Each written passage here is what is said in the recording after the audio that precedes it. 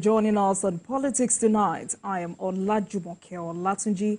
Court remands former governor of Kogi State, Yaya Bello, in Kuje Correctional Center over alleged money laundering charge.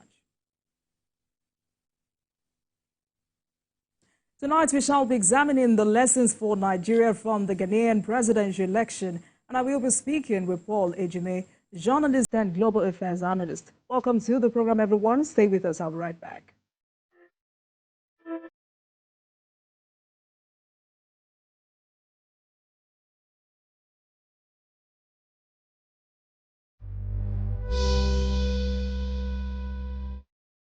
Welcome back, everyone. It's a 30-minute conversation tonight, so let's get straight into it. Ghanaians have voted out the ruling New Patriotic Party, NPP, in the December 7, 2024 presidential election. The party's candidate, Vice President Dr. Mahamudu Bahume, has conceded defeat to former President John Mahama of the opposition National Democratic Congress, despite criticisms of Mahama's previous tenure, characterized by a weak economy, allegations of corruption and widespread power outages. Ghanaians have voted for his return. Mahama has promised to chart a new course for the nation. Meanwhile, President Bola Tinubu has congratulated Ghanaian President-elect John Mahama on this victory. Mr. President also commended the people of Ghana for their commitment to democracy, which was demonstrated through the peaceful and successful conduct of both the presidential and parliamentary elections. He applauded Ghanaians for demonstrating again to the world that democracy is the preferred path to achieving political stability, economic development, social justice, and transparent governance in Nigeria. Also, INEC Chairman Professor Mahmoud Yakubu also commended Ghana's electoral process, highlighting its innovations and political stability as key factors in the smooth conduct of its 2024 presidential election. The INEC boss also noted that Ghana's approach to managing results at the constituency level, inspired by Nigeria, has improved the efficiency of the electoral process. So tonight we take another look at Ghanaian presidential election, and this time the lessons for Nigeria. Joining me from Accra, Ghana is Paul Ejime, a journalist and global affairs analyst. Good evening to you, Mr. Ejime. Thank you very much for joining us on Politics Tonight. Thank you. Thank you for having me, and good evening, viewers. Good evening to you. So the just concluded presidential and parliamentary election is the 9th such election since Ghana transitioned to democratic rule in January 1993. And political analysts and election observers like yourself have said a lot about this election. And realistically, so many factors contributed to the process and outcome of this election. What were these factors for you? And as an observer, what is your overall assessment of the process and outcome of the election?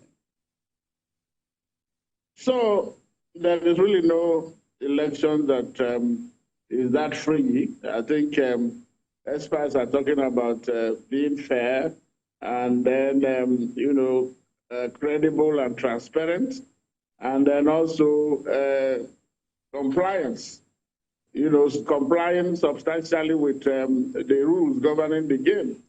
But in Ghana, and Ghana is showing example, like you said, they are, since 1992, when multi-party democracy got there, they have done it now for nine times, circle, voting, conducting the elections, and relatively peaceful transfer of power, in those years, but, with the two dominant parties, the NDC and NPP, sharing political power. So 3 times, one has, lost to the other, and then so on and so forth. For instance, the former vice president, who is now president-elect, defeated the outgoing president, Nana Akufo-Addo, in 2012, and then lost 2 consecutive elections to him. And now he has defeated Akufo-Addo's vice president. So it is there. They have shown, Ghanaians will boast that they have a track record, and that, of course, in 2020, there were some 8 killings. Even in this one, with all the, relative calm and peace, I think 1 or 2 or 3 deaths have also been reported. And even as they are also collating the results for the parliamentary election. There are, frictions here and there. But on the whole, it has passed on peacefully because the loser decided even before the elections were tallied or the results were announced, picked up the phone and congratulated his opponent. That is Mahamudu Bawumia. He congratulated former President John Mahama, the now president-elect. And that really brought, tension down, that there is nothing anybody can do. So a lot depends on the attitude, disposition of individual and political actors to allow institutions to work. And then you build a culture. Democracy is not, it has a lot of other factors, not just the election.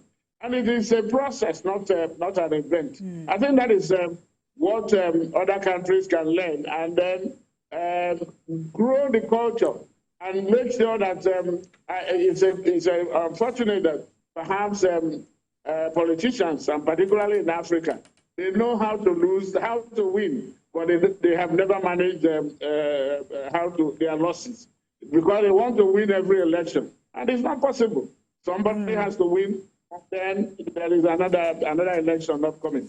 But politicians don't believe in that. That is where we have the problem. Mr. Ejime, we've also heard of how striking this particular election is, going by the fact that even supporters of the NPP welcomed their party's defeat. I mean, this is rare in Nigeria. But how much of a big blow is this to the ruling party? First, when you consider that former President Mahama ascended to the presidency in 2012 after President Jonathan Mills died, his tenure until 2012 was marked by turbulence, like I said in my introduction, drastic power cuts, allegations of corruption and fraud. And when he lost the second bid for the presidency to Akufo-Addo in 2016, he became the first incumbent to miss out on a second term. In 2020, he lost again. Now he has won this time. Is this a case of Ghanaians giving him a fresh start? And I would also like to say this is also rare in Nigeria. Well, you can read it, the way one chooses. But what is there is that you build, you entrench, you strengthen all the fabrics of democracy. And it is not just one thing. It is not just the electoral umpire. It includes the security agencies, political parties. It includes the judiciary. It includes the legislature. Everybody has to come to the table and do their part, and not cross, stay in your lane, as Nigerians will say. But what happens is that when you have the executive trying to dominate the legislature and then the judiciary, or what you call state capture, that is where the problem lies. I think everybody should, if everybody maintain this separation of power and then work with it, the way it is written in the Constitution, I think democracy will have a fresh breath, unlike what is happening in some other countries in West Africa. So Ghanaians, by the way, it was, remember that it was the military that also wrote their own constitution, like in Nigeria. In 1992, J.J. Rawlings, when he was handing over, he transmitted from military dictatorship to civilian government. And then the constitution is there, Ghanaians are following it, and when there are issues, they go to court to settle it. And court is not, again, we have to say that this allegation of low trust in public institutions is also here in Ghana. But what is happening is that they have now chosen to, the positives that one draws is more than the negative.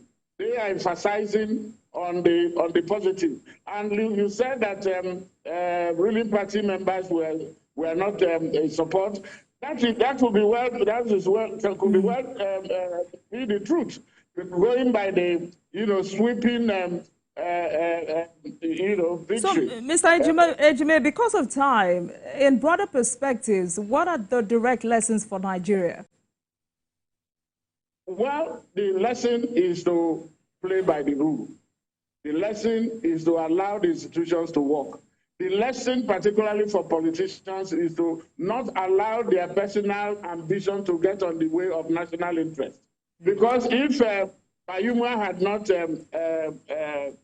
considered, perhaps you will have some supporters on the street. Remember in when was it? When President Jonathan considered, there was drama at the collation center when some people are saying no, they will not agree. But when the man involved now comes to extend the olive branch, you have nothing to do. You have to go home. But so that is what is happening. It behoves on the political party politicians, in their conduct, because that is where the whole institutions are comprised of human beings. For it to work, everybody has to play their own part. And for it to work, you have to give it a chance. You do not put your own personal ambition above national interest. At the end of the day, it is Ghana that is the winner in all of this, and not Bayuma or even President Mahama knows that he has his work cut out, because there is unemployment, particularly among the youth. There is corruption. There is, a lot of things that and inflation and hardship. And so he has already, the other thing that you learn, he has already put up, named a transition team, which means that he wants to hit the road, the ground running, because he has to take over on the 7th of January next year. Absolutely, because it was interesting for many that Bawumia conceded, because days ahead of that election, there were reports of hawkish utterances on the campaign trail by influential NPP leaders, including the sitting president himself. Also, the belief by each of the two parties that they must win the election or else heightened mutual antagonism and tensions going into that election. Perhaps, many say perhaps this is this do or die approach to election is an African thing. But I'm also interested in the kind of security measures in place to ensure a safe and peaceful electoral process. I mean, the Ado election that we had some months ago, we had over 22,000 security agencies deployed for that election. What was it like in Ghana? Well, let's begin by this, putting the factors in context, the numbers. Ghana is about 34 million. Nigeria is 220 or 230. But we shouldn't hide under the population and then decide to do the wrong thing. So what has happened is that it's not no rocket science. There were policemen in the 40,000 or so polling stations across the 16 regions and then 216 districts. So things were, I will tell you that there were incidences. In fact, there were shootings and then about 3 or 2 reported killings. But generally, things passed off peacefully. And, there wasn't that do or die kind of thing. And you will say that the fact that Bayuma going to concede very early in the day was part of a way of dampening the tension. So security was there, but it is not as loud as you have in Nigeria, where you say no movement and all that. At times it appeared as if it was a normal day, in Ghana. So this idea of people being uptight as if you are going to war, or when actually elections are supposed to be very seamless process, without making it look as if you are going to war. And it is that perception that that usually brings divisions and then violence. All right. Which was not. It was here, but not at the number that would affect the numbers or the process. All the international observers, including ECOWAS, they are all saying, well, it was peaceful, and then to a very large extent, bar the, one or two incidents that it measured up to international standard. Independent candidacy also stood out for many in this election. We saw about 6 independent candidates, which was a huge dynamic as well. But it does not look like Africa has embraced that culture. Nigeria is not yet there. We're still struggling with that. But interestingly, it was in October the House of Reps passed for a second reading, a bill seeking to alter the Constitution of the Federal Republic of Nigeria to provide for independent candidacy. I'd like for you to speak to the importance of expanding political participation through independent candidacy. Well, that is one area that, perhaps the drafters of the Constitution or those talking about an amendment to look at. But it has not really altered so much because at the end of the day, they had about 29 or how many political parties. Only how many? You had 12 candidates. Only 4 were independents. The others belong to political parties, and so on and so forth. But it always ends up in 2 dominants. If you look at America, you look at UK, it's always the tendency for people to coalesce. It's about number. And the problem is that elections have become too expensive. The money influence.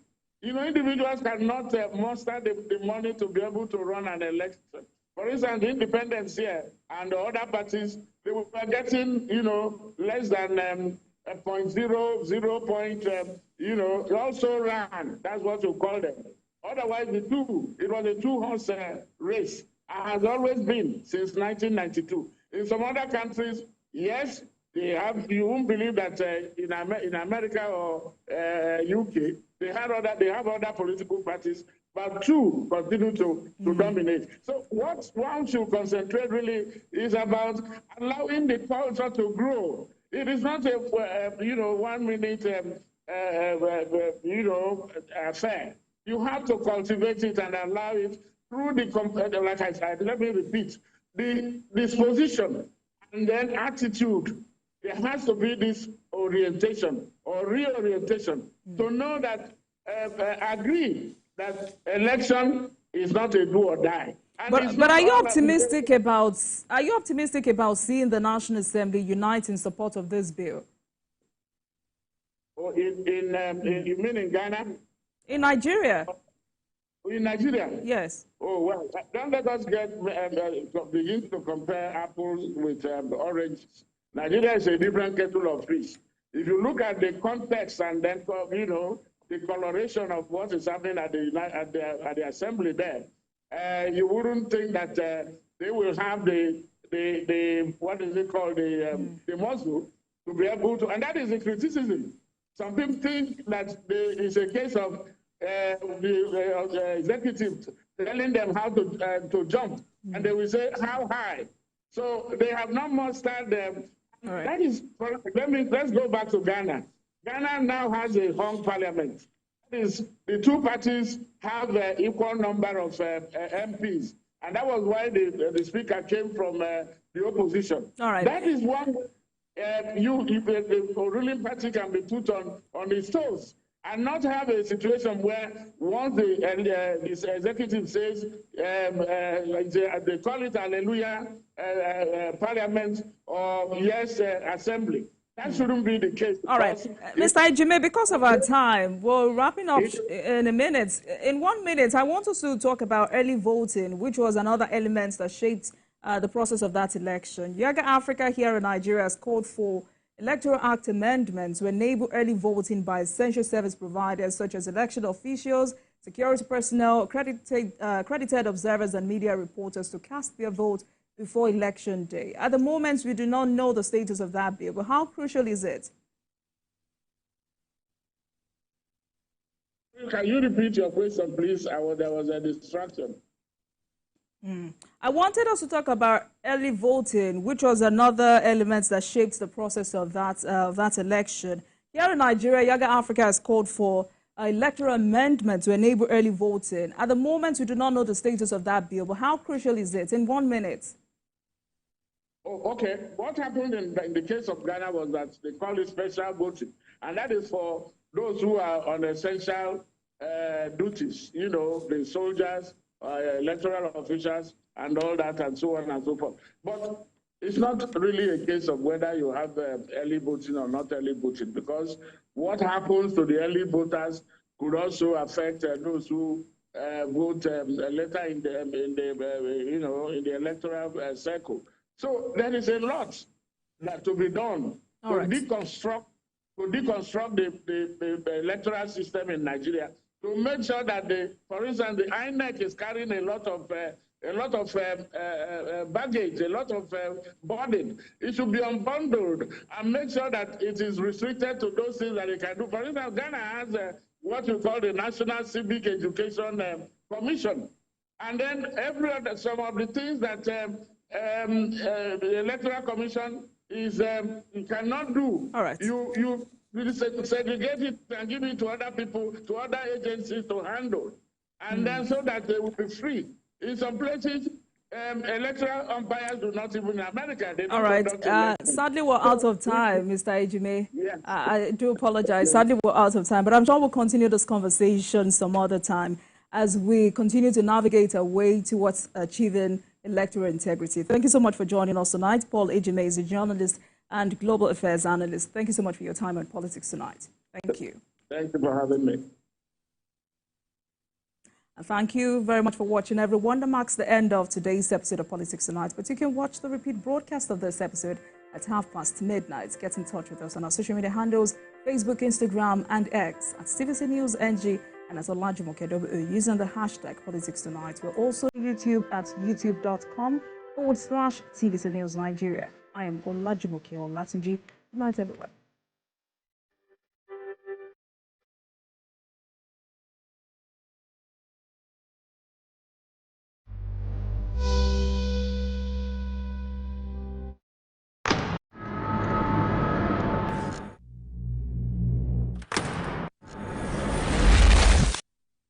Voted as the best TV station of the year, TVC News breaks into the core of every event as they happen. Following all nationwide big and impactful stories, without the news from every perspective, covering every human angle. I am Veronica, bringing you the news you would want to watch. Stay ahead with the biggest news stories. Go beyond the news headlines. Experience impactful investigations. Enjoy resourceful news coverage in real time. TVC News at 7 and TVC News at 10 p.m. Live every day on this channel. TVC News. First with breaking news. Doubt and fear doesn't occur at the canvas. It shows in the canvas. It shows the conation of raw earthen material slabbed, stroked, and molded at a pace provided by the doubt and fear. Every move way in the struggle of one to the other, merging the past to the present, brushstrokes of colors seen but not known. For when the wailing stops, the pieces settle down in abject beauty erected for a century of a century. Speaking, advocating, protesting as the arts are meant to be.